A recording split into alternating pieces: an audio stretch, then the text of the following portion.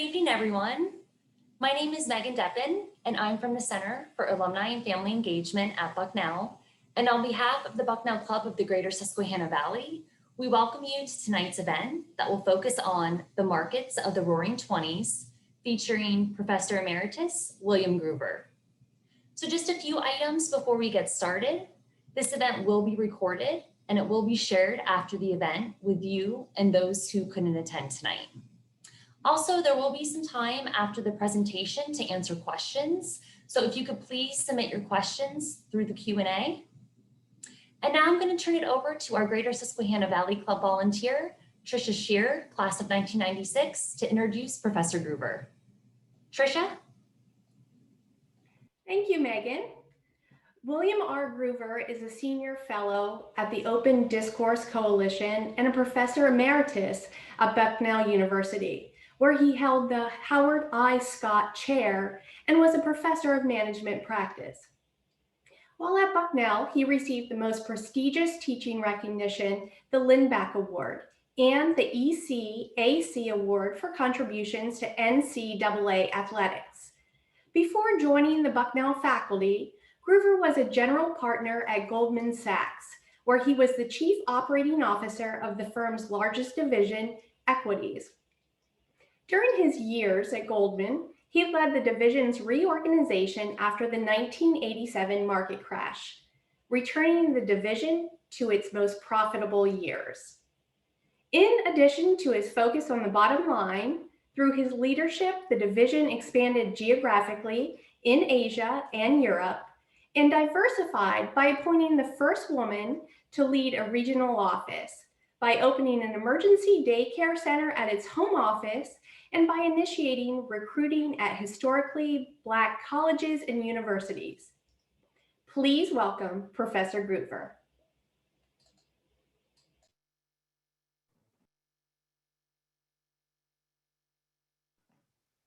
Hi there. It's a pleasure joining you tonight. Thank you, Tricia, for that introduction. Thank you, Megan, for the invitation to address Tricia and the Susquehanna Club of Bucknell alumni. And thanks also to Jesse and the technical team who hopefully will get me through this event tonight. Before I begin, I'd like to lay out a few caveats. For those of you who may have had me when you were students, you'll know that I'm not a lecturer. My style is not didactic. My classrooms are not one-way communications. I like to think of myself as a Socratic teacher and one who brings a lot of interactivity to the classroom. Unfortunately, in the age of COVID, that pedagogy doesn't work very well these days. So here we are tonight. For those of you who knew me as students, you'll also know that I'm not a techie. In fact, this is my first Zoom lecture. It's kind of ironic. When I left Bucknell a year ago, my boss asked if I wanted a going away get together. And I said, yeah, I'd really like a black tie event open to all alumni in a big city, somewhere convenient to all.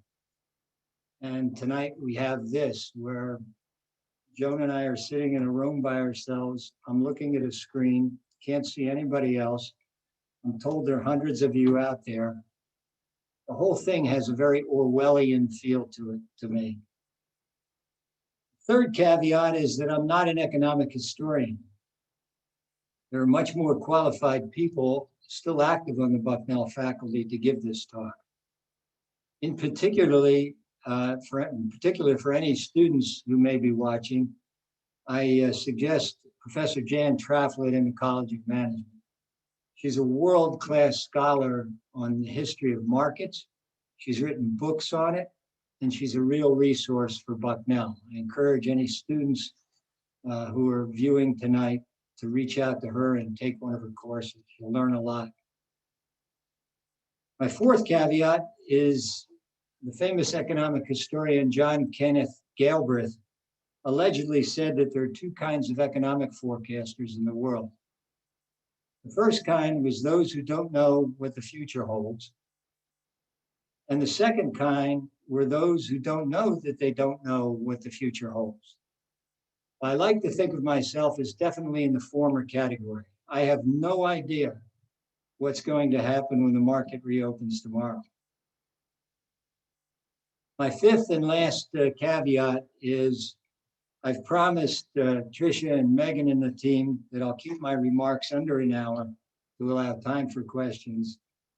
And just to make sure that's the case, Joan is here with me and we have dinner reservations. So if the screen goes black, it means I've probably gone on too long and Joan's pulled the cord. With those warnings behind us, and if any of you are still left watching, let's begin by exploring the title, Markets of the Roaring '20s. I started thinking of the title as I was beginning to notice similarities between what's happening in current day America and what happened in our country 100 years ago. In the 1900s, we also had a pandemic. It's called the Spanish flu, and it's something very meaningful to me because it killed my grandfather. We now have COVID-19. In 1920, America elected a president, Warren Harding, whose campaign slogan was, quote, a return to normalcy, quote. In 2020, we elected Joe Biden on essentially the same campaign theme. So this made me begin to think, could this pattern of 100-year repetition be showing itself in the stock market such that we're now entering a roaring bull market similar to the one we had in the 1920s, when stock prices more than doubled? Or are we near the end of a roaring bull market and we're nearing the crash of 1929? And when market prices crashed in the 1920s, they didn't get back to the 29 peak until the 1950s. More than 20 years through the Great Depression and a world war.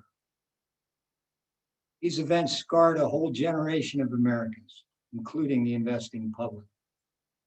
Jesse, would you click, please?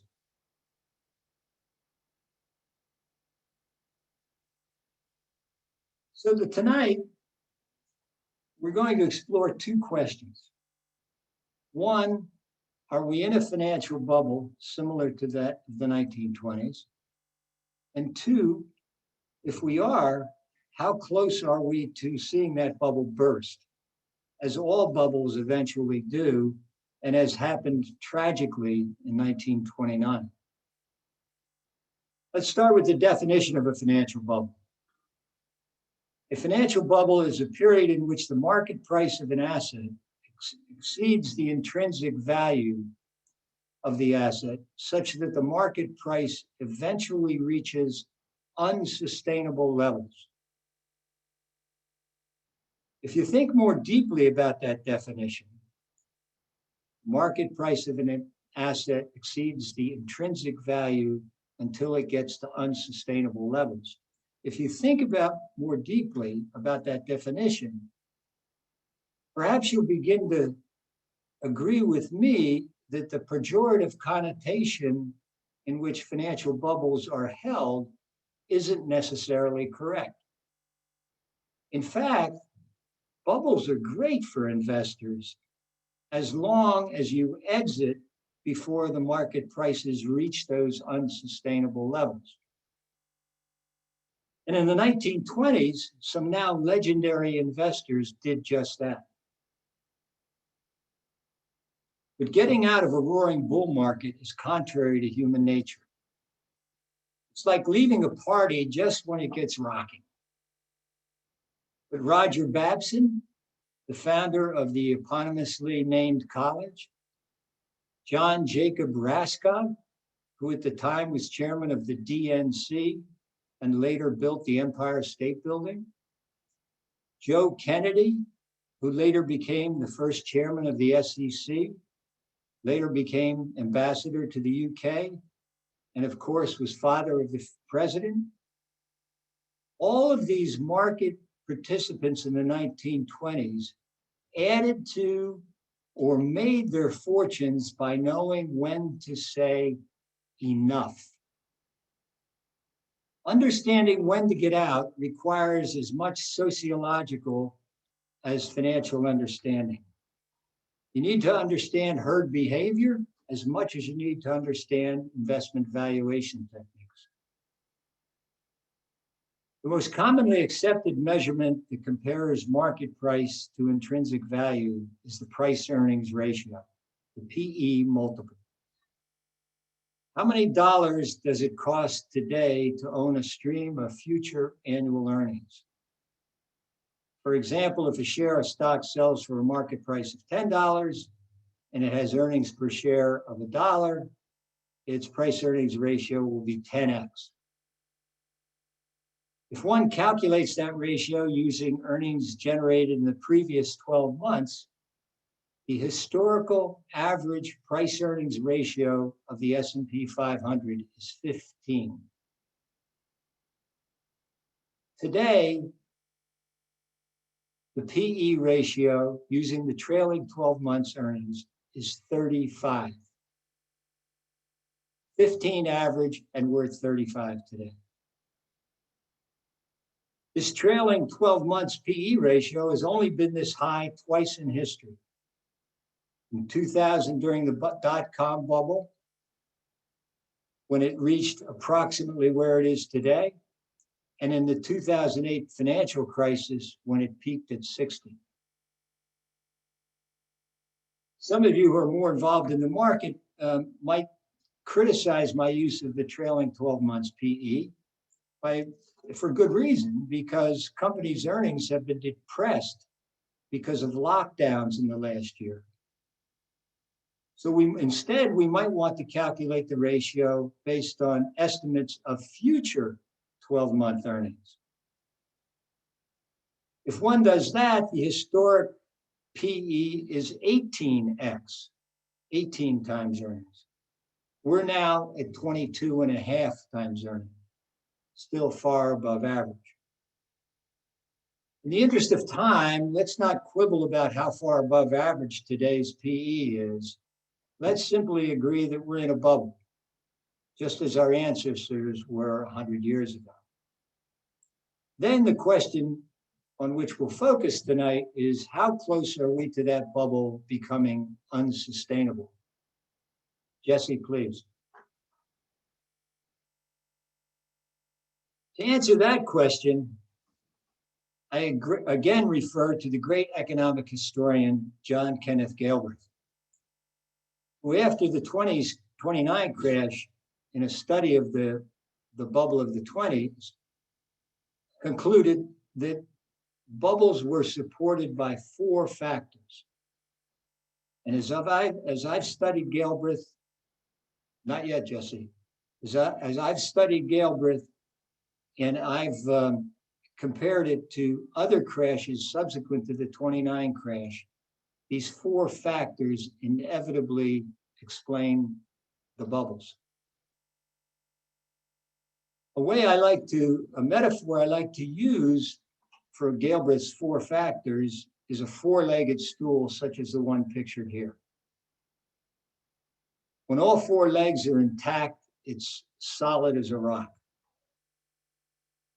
It's only when the legs start breaking that the stool becomes increasingly perilous to sit upon. Another metaphor I use to describe investing in a bubble is the children's game of musical chairs. The musical chairs metaphor helps you gauge your own risk tolerance about when to get out of the bubble. At the start of a musical chairs game, with 4 kids running around 4 chairs, everybody's having fun. It's a ball. The music's playing, we're laughing. But then the host says, okay, I'm going to take away 1 chair. And when the music next stops, 1 kid doesn't get a chair, and that person's out of the game. Human nature says, well, my odds are still 3-1 that I'll be okay, so I'm still having fun. But then the music stops, that kid's gone, and now you're down to 3 kids and 2 chairs. And you think, well, the odds are still 2-1 in my favor. I'm a little nervous, but I'll stay in the game. And the music stops, another kid goes out, and now it's down to just you and your friend and 1 chair. And the odds of you being the one to win the seat the next time are a coin flip, 50-50. You want to stay invested until your chances of getting out in time are a coin flip. Most people would say not, but some say yes. Because you want to get out, because when bubbles burst, they burst quickly and with ugly consequences. For instance, when the '87 bubble burst, the market was down more than 20% in one day. One day, a day that seared in my frontal lobe. It's still the worst day ever in the stock market history. And even worse, on that ominous day, the markets froze so that orders trying to get executed, if you were trying to get out of your positions on that day, you couldn't get out of them. The markets were frozen. And as we all saw a few short weeks ago, that's what Robinhood investors learned who owned GameStop. And they were trying to sell their long positions, but Robinhood wouldn't accept sell orders. So here are the 4 factors that support bubbles. Jesse, click please. The first is a laissez-faire government.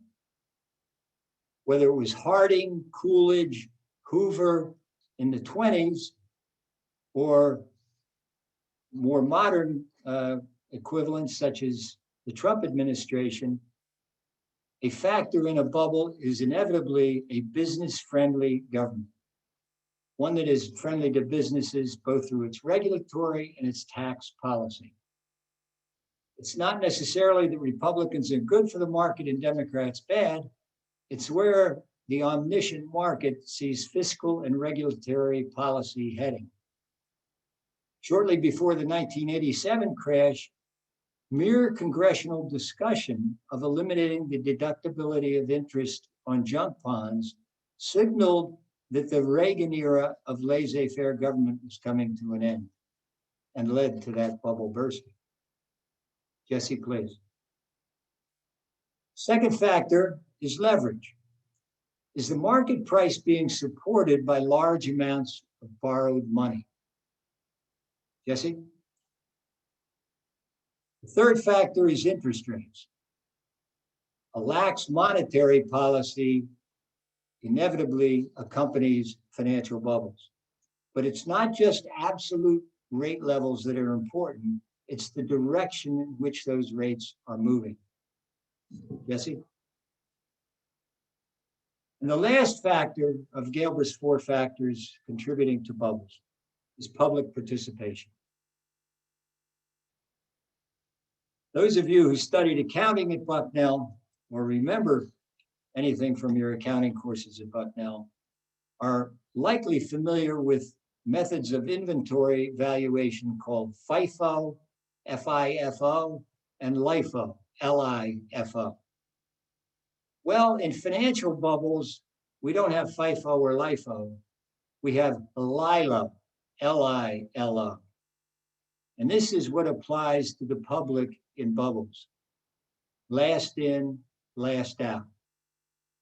The public is the last party to begin participating in the bubble, and they're inevitably the last party to get out.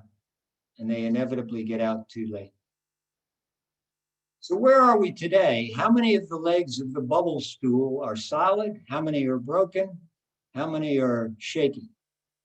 Let's look at them one by one. Jesse, click please. Laissez-faire government, where are we? The Biden administration is only a few weeks old, so whatever you can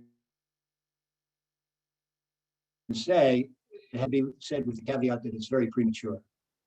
Having said that, there are already worrying signs that we are leaving behind the era of laissez-faire government seen in the Trump administration. As a proxy for a business-friendly government, let's first look at the number of executive orders issued. In his first week in office, President Clinton issued no executive orders. In his first week in office, President George W. Bush issued no executive orders. In his first week in office, President Barack Obama issued no executive orders. President Trump broke with that tradition and issued 5 executive orders in his first week in office. In his first week in office, President Biden issued 24 executive orders. Okay, some out there might say, but many of those executive orders had nothing to do with business. Fair enough. So as another proxy, let's look at President Biden's appointments, particularly those senior level appointments who can most affect the markets. Jay Clayton, who was President Trump's SEC chair, and I crossed paths when I was a partner at Goldman, and he was a junior associate with our outside counsel, Sullivan Cromwell. Gary Gensler, President Biden's appointee to chair of the SEC, was my partner at Goldman Sachs at that same time. My anecdotal observation of both men is that the SEC will be much less market friendly under Gary than it was under Jay. But rather than rely on one person's personal observations, let's look at their records. In his 4 years as chair of the SEC, Jay Clayton's SEC initiated the fewest number of insider trading cases since the Reagan administration in the 1980s. On the other hand, when Gary Gensler worked for Senator Paul Sarbanes in the early 2000s, he wrote the legislation that we now know as the Sarbanes-Oxley Act, SOX. It has corrected many of the excesses of the dot-com bubble. When he chaired the CFTC under President Obama, the CFTC, for those of you not familiar with the lingo, CFTC means Commodities Futures Trading Corporation. It's a parallel agency to the SEC that regulates commodities markets while the SEC regulates securities markets. Gary chaired that under President Obama. At the time, Gary implemented the rules written to parallel the Dodd-Frank Act, which was trying to correct many of the excesses of the 2008 financial collapse. And as part of those rules, Gary brought regulatory oversight for the first time to the OTC derivatives markets and the OTC swaps markets, 2 markets that were seen as causes of the 2008 bubble and its collapse. In my view, the support of the laissez-faire government to our current financial bubble is in doubt. It's premature, though, to say that the first leg of the stool is broken because it's very early in the Biden administration. Let's just, at this time, view this leg of the stool as cracked. Jesse? Okay, so it's not fractured. We don't have an X through it. It's just cracked. There's signs of stress. Another click, please, Jesse. The next leg of our financial bubble stool is leverage. Borrowed money accelerates market volatility. When it's helping push up prices, when we're in a bull market, it's great. But when it on the other hand, is pushing down prices in a down market. It can be catastrophic. It can turn a speed bump into a market crash. How levered is today's market? To answer the question, let's first look quantitatively. During 2020, the amount of money borrowed to buy stock in America increased by 40%, 4 to a level of 778 billion. As a comparison, at the peak of the dot-com bubble, the amount of margin debt was 328 billion. 778 today, 320 at the dot-com bubble. At the height of the housing bubble, the amount of margin debt was 420 billion. 778 to 420 billion. One could say that today's market has nearly twice as much borrowed money supporting its levels as was supporting the market immediately before the 2008 crash. And that amount of borrowing is growing 40% per year. One can argue that the market levels are also higher, so proportionally it's not as drastic as I depict.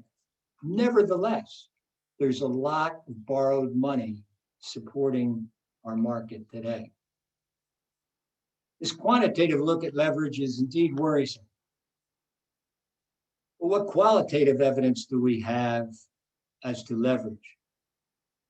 There too, we see some troubling signs of excess borrowing. When the Reddit retail ragtag renegades of retail investors took on the professional shorts in GameStop a few weeks back, we saw the effect of excessive leverage another way. Inadequately capitalized intermediaries.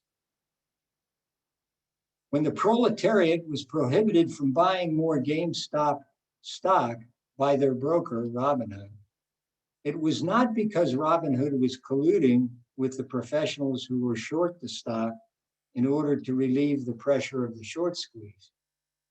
It was because the clearinghouses through which Robinhood cleared all of its trades demanded more capital to compensate for their increased exposure to GameStop's price collapsing.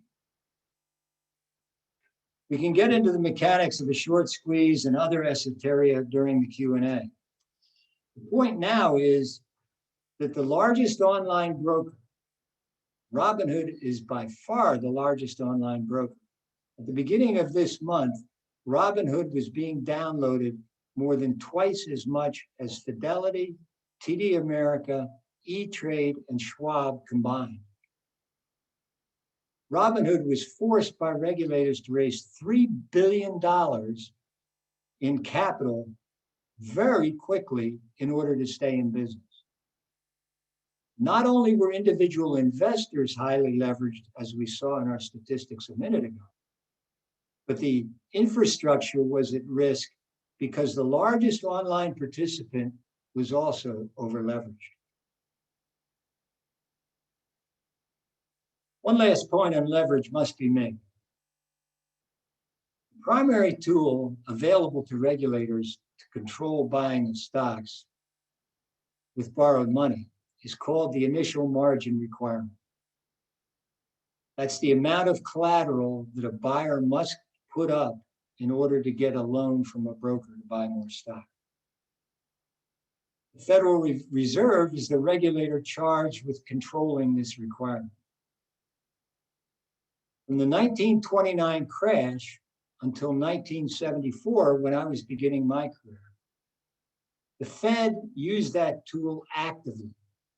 It changed the margin requirement 23 times from a low of 40% during the Depression of the 30s, trying to encourage people to buy stock, to a high of 100% during the Second World War, effectively prohibiting buying stocks with borrowed money.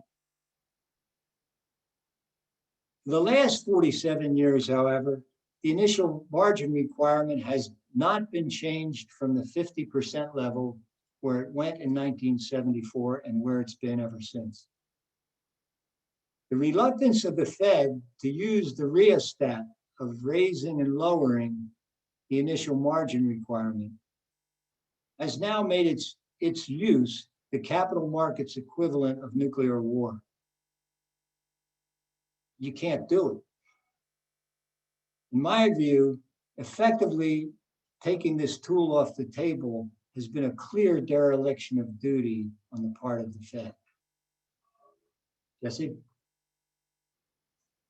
So much like was the case with a laissez-faire government, I think we have to judge the leverage leg of the bubble stool as cracked. It's not yet to the point of breaking. If Jay Powell would raise the initial margin requirement tomorrow, the leverage leg would break. But he hasn't done that. So we'll call it cracked. Jesse? The third leg of the bubble stool is interest rates. This leg of the stool is best examined through the Fed's primary means of setting interest rates, the federal funds rate. This is the rate at which banks provide overnight loans to each other.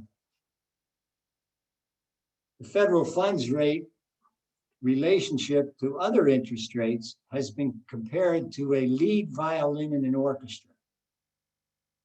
Just as all other members of the orchestra first look to the lead violin before they themselves play their instrument, so too do all of the other fixed income markets look to the federal funds rate before they move in direction.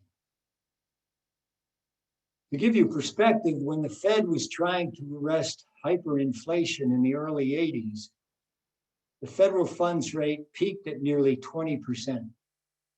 Its all-time high. Last March, during the worst days of the pandemic's effect on the stock market, the Fed lowered the federal funds rate to its lowest level in history and where it remains today, minusculely above zero. The Fed today is being more stimulative than at any other time in its nearly 110-year existence. And if you're worried that the Fed might be about to raise the federal funds rate, the Fed chair, Jerome Powell, recently took that possibility off the table by stating that the federal funds rate will remain low for an extended period of time. It will be, quote, measured in years before we raise the federal funds rate. But what about the long end of the yield curve that traditionally has not been directly controlled by the Fed and which traditionally has signaled inflationary times or recessions coming by its difference between the federal funds rate and the long end of the curve? Back in March, during the worst days for the market, the rate on 30-year US Treasuries bottomed at 1.27%. Investors were willing to give their money to the US government for an annual return of 1.27% for 30 years. Since then, the 30-year yield has crept up to nearly 2%, where it is today. This is telling us that the market is getting worried about inflation. And on top of the market creeping up to nearly 2%, there's another market mechanical device going on. With little precedent for doing so in its history, the Fed, in addition to setting the rates at the short end of the yield curve through the federal funds rate, is now influencing the long end of the yield curve through what's known as quantitative easing, QE. Simply stated, QE means that one arm of the government, the Fed, is buying obligations of another arm of the government, the Treasury.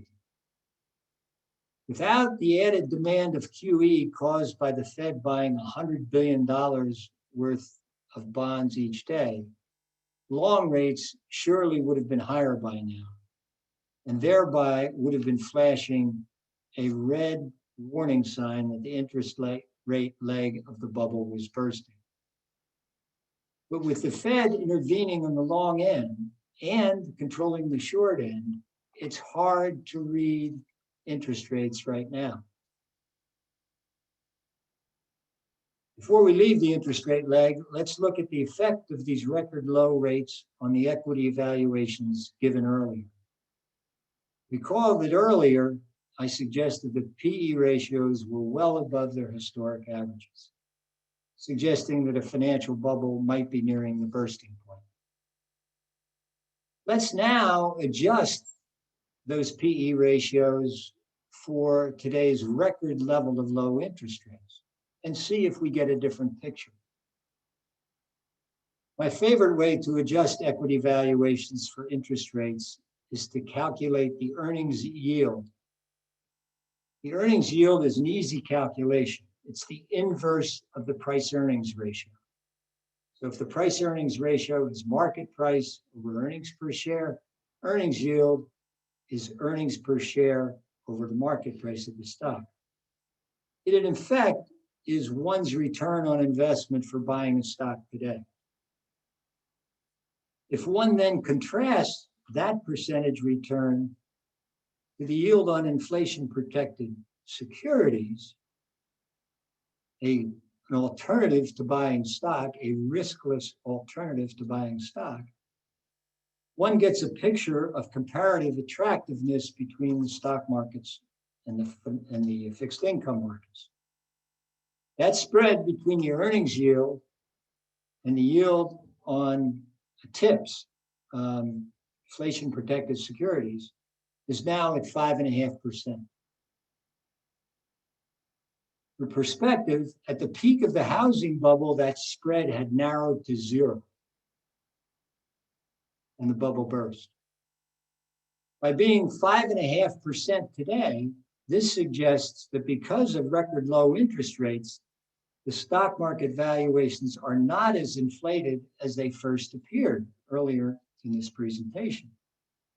And certainly they're not as inflated or in as much of a bubble or as near a bubble bursting as the fixed income markets are.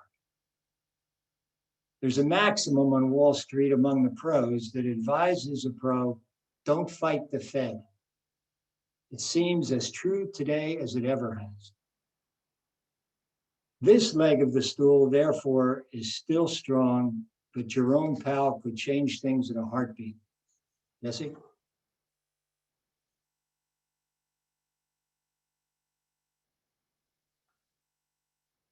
Jesse, one more time. The last leg of the stool is public participation. One never sees a financial bubble without the public getting into the market.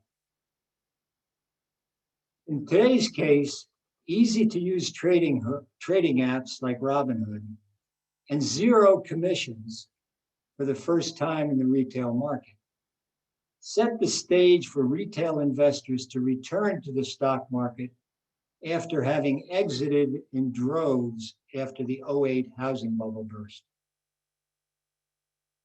With that stage set, the pandemic hit. Many spending options were removed by government edict at precisely the same time that fiscal and monetary easing went on steroids. As a result, the savings rate jumped from its historical average of 7.5% to over 25% last spring. US households were flush with cash. The sociology of free money from the government and leisure spending taken off the table, combined with the ease of re-entering the market without any marginal cost of doing so because of 0 commissions, proved too much to resist for Americans. The amount of stock directly owned by individuals jumped from 7.8 trillion after the housing bubble burst to over 22 trillion near the end of last year, nearly a triple. and it's only accelerating. From Q1 to Q2 of 2020, purchases of stock by retail investors increased by a factor of 9x. Q1, when the pandemic hadn't really hit, to Q2, when the pandemic had hit at full strength, retail investors bought 9 times as much stock in the second quarter as the first quarter. And those retail purchasers are still running far ahead of average. If you compare the current quarter, the pace at which individuals are buying stock today to where they were a year ago before the pandemic, they're buying them at a factor of 6 times as great today as they were before. Self-directed investors who we saw exit the stock markets after being badly burned in the dot-com and housing bubbles are back like never before. Sadly, in times like these, Wall Street has a history of providing new products to satisfy the retail passion for the stock market. Today, SPACs eerily remind me of leveraged investment trusts of the 1920s. They are a new, poorly understood product that gives amateurs a chance to get into investments that previously had been limited to professional investors.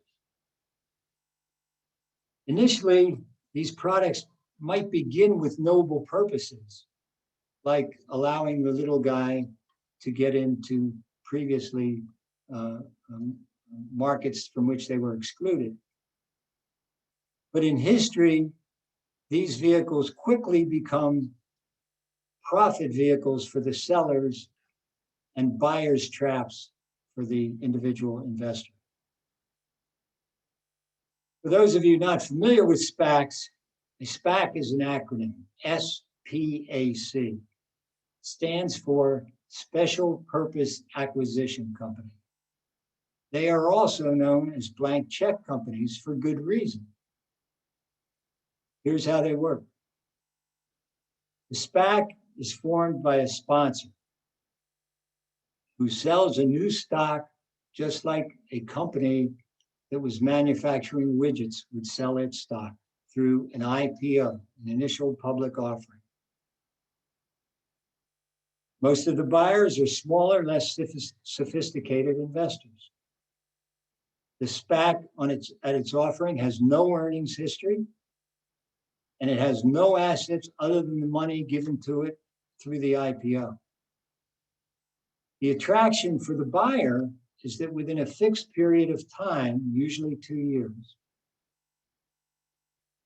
the sponsor, who were, at least initially, were Wall Street pros like Bill Ackman and Tom Lee, the sponsor promises to buy a privately held company, thus allowing the little guy to get into the private equity markets. These private equity purchases have been historically and still are restricted by the SEC to professional or quasi-professional investors when the companies are bought directly. But when doing through by SPACs, Joe and Jane six-pack can get in on the action. And as further enticement, when the sponsor buys the private company, it offers to return retail investors' investment if the investor doesn't like the company that was bought. In return for this magnanimity, the sponsor, however, takes a 20% interest in the company, having put up none of the capital to buy it. These economics have attracted other more famous sponsors to begin offering SPACs to the public. How can any of you out there tonight resist blindly giving your money to Shaquille O'Neal or Alex Rodriguez to tag along with their investment expertise to invest in private equity? Because they too are now sponsoring SPACs. Don't get me wrong. Shaq and A-Rod are great athletes, or were great athletes, and very well might be great investors. But it's not their investment record that is attracting the amateurs. Public participation is by far the strongest leg of this bubble's stool. But beware, in 1929, in 1987, in 2000, in 2008, this public participation leg of the stool was also solidly intact when those bubbles burst. Remember LILO, last in, last out. Jesse, please. Hopefully, my stool metaphor has given you a framework as you contemplate your answer to the question that has saved people throughout history from the calamities of burst bubbles. When have I made enough? I leave you this evening by asking you to think about the 4 most dangerous words in investing, whose acronym is now on the screen. This time, it's different. Thank you. We'll now have time for questions. If Joan, my able-bodied assistant, can see we have 10 of them.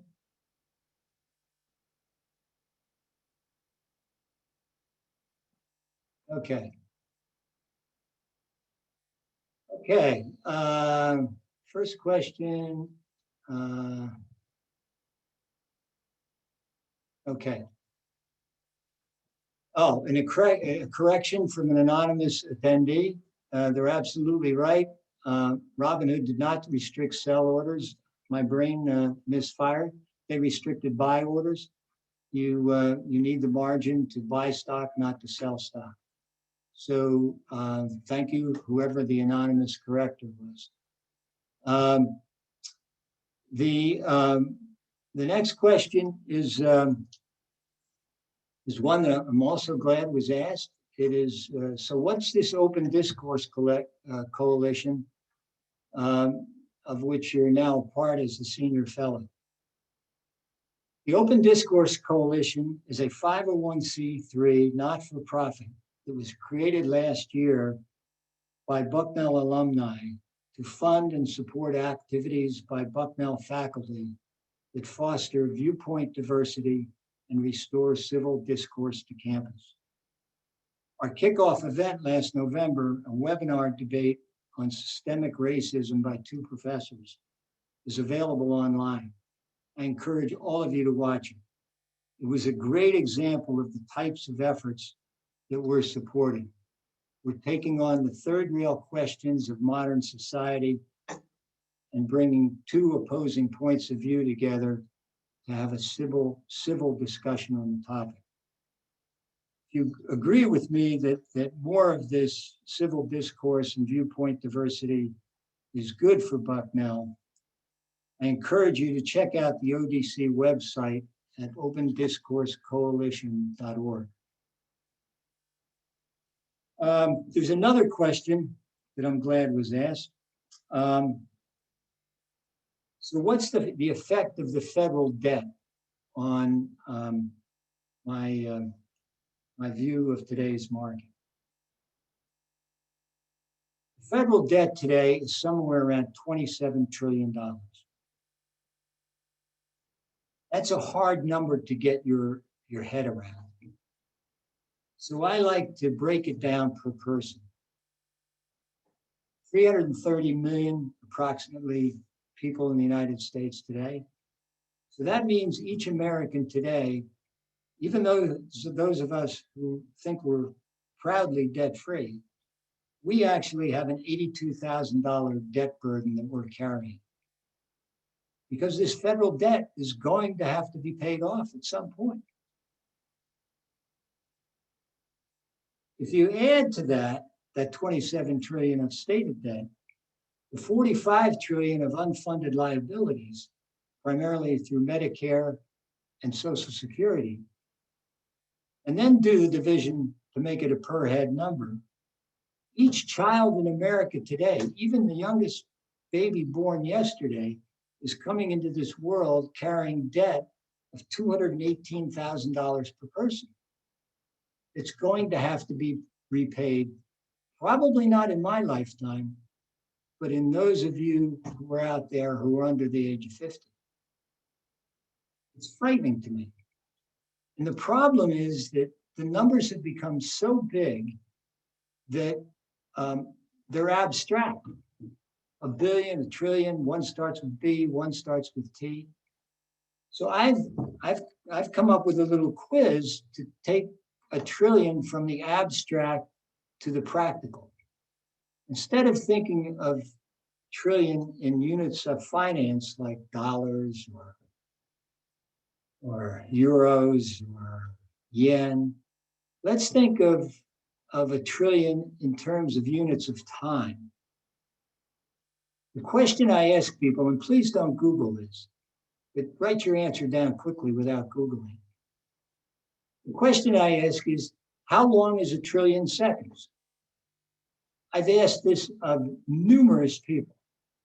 The closest answer to the correct answer that I've gotten, and I hope you've all written your answers by now, is 2,000 years.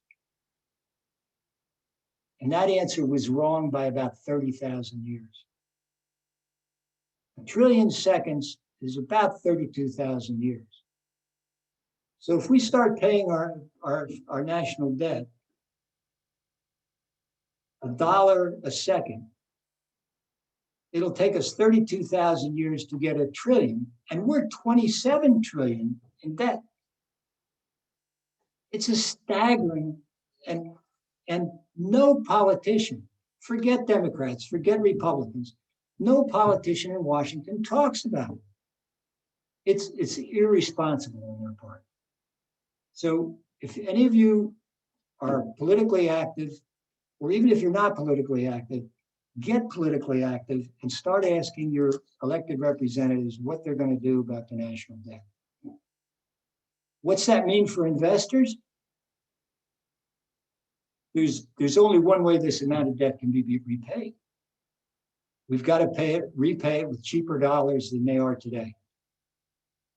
And that means as an investor, if you don't have part of your money, part of your investments in something, a non-correlated asset like gold, a cryptocurrency, or the Swiss franc, you're not a prudent investor. Okay, another question. What is a short squeeze? Okay, this one might eat up most of our time. Before we understand a short squeeze, let me take a minute and understand what a short is. So a short is when a market participant thinks the value of a stock is going down, thinks the market price of the stock is going down. It's easy. If you think the market price of a stock is going up, you just buy the stock. But if you think it's going down, what do you do instead? Well, you short the stock. You sell the stock today, but you don't own it. So you get the proceeds at today's price, and then you own the stock at a later date. How does this work? To buy or sell stocks, you always have to deliver a stock. You can't just dream it up. So to sell a stock, you have to borrow those shares from somebody. Usually it's large institutional investors who lend shares. I don't know for a fact, but Bucknell's Endowment may be a lender of securities.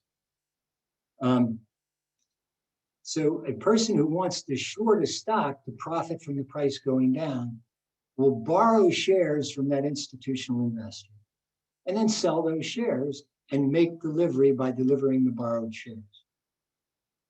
But it still, in the future, has to repay those borrowed shares to the institutional investor. In the meantime, the institutional investor is charging them a small rate of interest for the loan shares. Then when the price gets low enough, the short seller will rebuy the shares at a lower price, pocket the difference between selling high and buying low, and take the shares that it buys at the lower price and return those shares to the lender from whom he or she borrowed the shares in the first place. The short squeeze comes in when short sellers who know that they eventually have to return these shares, they eventually have to go into the market to buy shares so that they can repay the institution who lent them the shares. When the price starts to creep up, at some point, the short seller will say, enough, I have to cut my losses. The risk reward being short versus the risk reward being long is radically different. If you buy a share of stock, you can only lose what you paid for it. You buy a stock for $10 and it goes to zero, you can't lose any more than $10. On the other hand, if you short a stock at $10 and it goes to 100, it goes to 1,000, it goes to 100,000, you at some point are going to have to rebuy those shares at that higher price and eat the loss. So a short squeeze occurs as the price starts going up and these short sellers start to get nervous. Their collars again get a little tight and they feel squeezed. And eventually they capitulate and go into the market and buy shares to return to the institution who lent them the shares in the first place.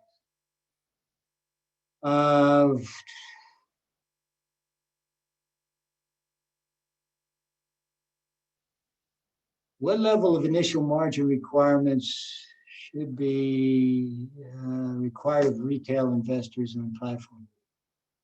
Well, I'm not sure there should be a different level of margin requirement for retail investors than there are for professionals. If that's the implication in the question, I disagree with that. I think the margin requirement should be the same for everybody.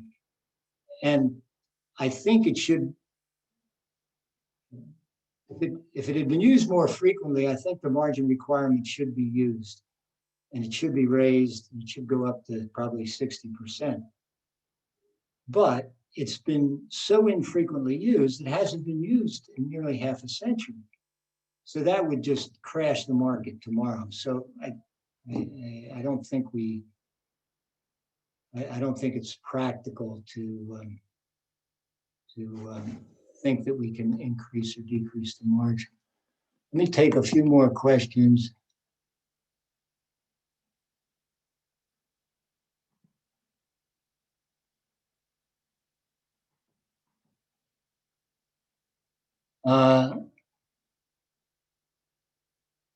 Okay, a question is how do we hedge against the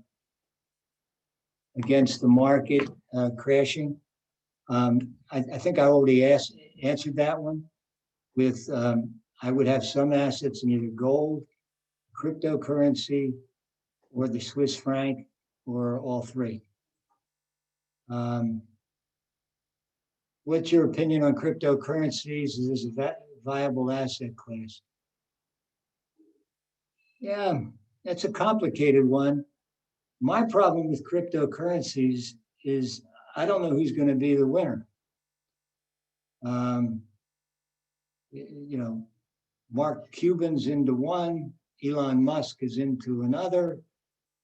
I have a feeling that somehow the central governments of the world are going to get into cryptocurrencies, and that will be the winner. And that's my reluctance. I don't own any cryptocurrencies because I can't figure out what the winning cryptocurrency will be. But it's a factor of the distrust that the market participants have in governments around the world because of that $27 trillion debt overhang that we talked about earlier. I think we're out of time. At this, I will turn it back to Megan. Thank you. Thank you for your time this evening. Well, thank you everyone so much for joining us tonight. And I just want to give a special thank you to Professor Gruver for his timely and insightful presentation. It was truly wonderful. And I also want to thank you to Trisha and our wonderful tech team for helping us make this event happen tonight. So I hope everybody has a great evening and stay safe and healthy. Thank you so much.